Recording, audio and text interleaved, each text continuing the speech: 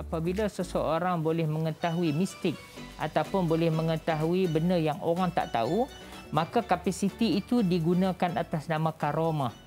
Okey. Sedangkan kalau kita melihat karamah itu adalah perkara yang menyalahi adat berlaku kepada seseorang yang namanya wali Allah. Maka ulama meletakkan syarat. Wali Allah itu bukan orang biasa. Daripada segi keilmuan dia mesti orang yang faqih dan alim. Jadi kalau kita pergi berubat tadi, kita kena tengok seseorang. Kalau seseorang itu macam dikatakan sebagai dukun dan bomo, sudah tentulah dia bukan orang alim. Jadi itu benda yang kita nak kena tahu. Okey, kalaulah seseorang itu bukan orang alim, maka dia tidak berdiri di atas karamah.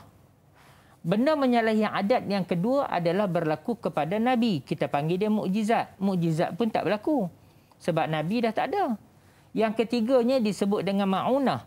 Ma'unah iaitu pertolongan sekali sekala yang Allah bagi pada seseorang.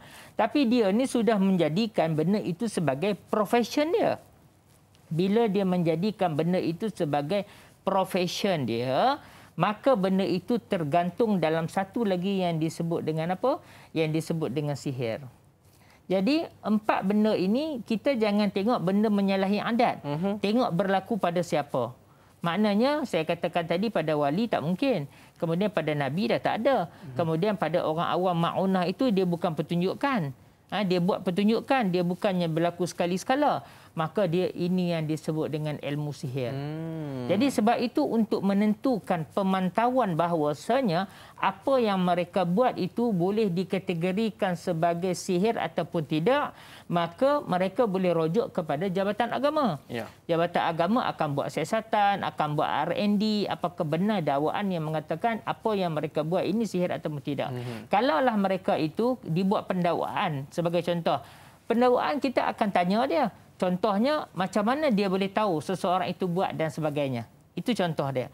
Jadi maknanya dia kena bawa pembuktian. Barulah kita boleh tentukan benda tadi. Kalau tidak, siapa-siapa pun boleh tuduh da'i. Maka kalau sekiranya tuduhan itu dibuat secara melulu, benda ini boleh menghancurkan masyarakat. Contohlah orang datang jumpa da'i, orang kata da'i buat sihir.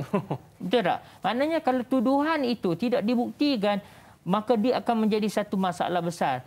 Sudah tentulah Islam menggariskan satu garis panduan supaya untuk mensabitkan kepada kesalahan, untuk mensabitkan kepada pendakwaan, dia perlu ada pembuktian, dia perlu ada bayinah.